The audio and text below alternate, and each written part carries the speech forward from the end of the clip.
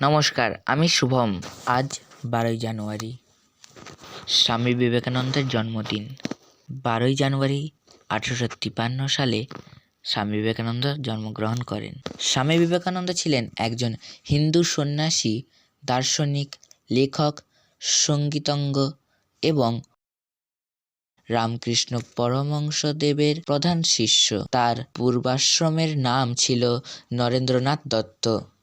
তিনি মার্কিন যুক্তরাষ্ট্র ও ইউরোপে হিন্দু ধর্ম তথা ভারতীয় বেদান্ত ও যোগ দর্শনের প্রচারে প্রধান ভূমিকা গ্রহণ করেছিলেন। ঊনবিংশ শতাব্দীর শেষার্ধে বিভিন্ন ধর্মমতের মধ্যে পারস্পরিক সুসম্পর্ক স্থাপন এবং হিন্দু ধর্মকে বিশ্বের অন্যতম প্রধান ধর্ম হিসেবে প্রচার করার কৃতিত্ব স্বামী বিবেকানন্দের। ভারতে হিন্দু পুনর্জাগরণের তিনি ছিলেন অন্যতম পুরোধা ব্যক্তিত্ব। সেই সঙ্গে ব্রিটিশ ভারতে তিনি ভারতীয় জাতীয়তাবাদের ধারণাটি প্রবর্তন করেন। বিবেকানন্দ রামকৃষ্ণ মঠ ও রামকৃষ্ণ মিশন প্রতিষ্ঠা করেন। তার সবচেয়ে বিখ্যাত বক্তৃতাটি হল আমেরিকার ভগিনী ও ভ্রাতৃবৃন্দ।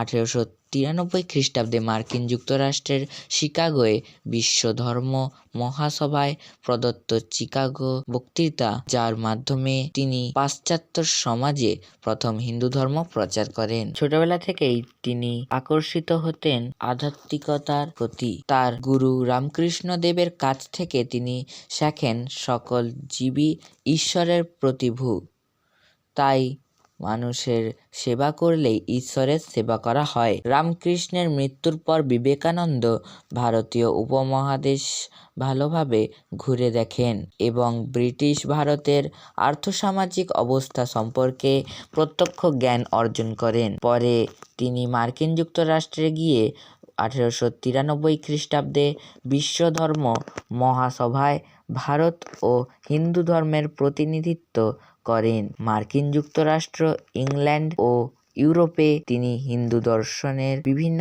দিক সম্পর্কে অসংখ্য সাধারণ ও ঘরোয়া বক্তৃতা দিয়েছিলেন এবং ক্লাস নিয়েছিলেন। তার রচিত গ্রন্থগুলির মধ্যে উল্লেখযোগ্য চিকাগো বক্তৃতা, কর্মযোগ, রাজযোগ, জ্ঞানযোগ, হার্ভার্ড বিশ্ববিদ্যালয়ের বেদান্ত, ভারতে বিবেকানন্দ, প্রাচ্য ও পাশ্চাত্য, মোদিয়া আচার্যদেব ইত্যাদি।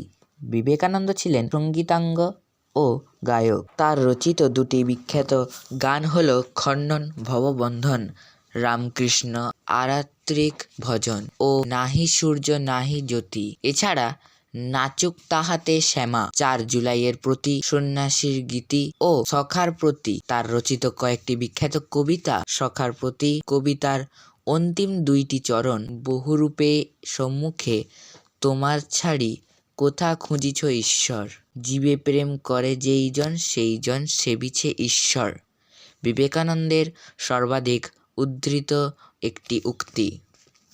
ভারতে বিবেকানন্দকে বীর সন্ন্যাসী নামে অভিহিত করা হয় এবং তার জন্মদিনটি ভারতে জাতীয় যুব দিবস হিসেবে পালিত হয়।